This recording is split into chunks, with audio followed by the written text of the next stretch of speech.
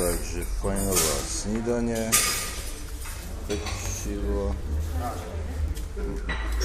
zeleninka, samá dobrota.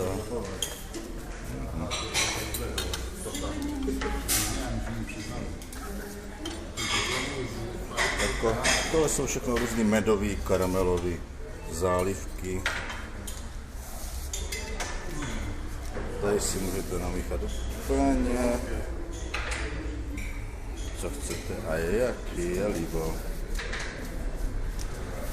Jak vidíte, je to velice hustá záležitost.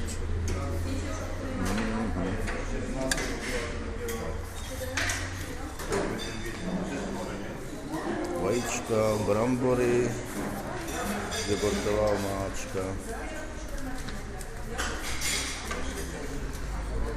A jdeme baštit.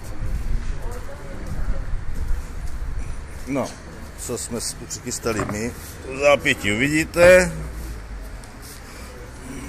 To je taková variace na renesanční téma u mě. A u Honzíka to vypadá jako včerejší nedílka. Tak jo, takže to máme snídani.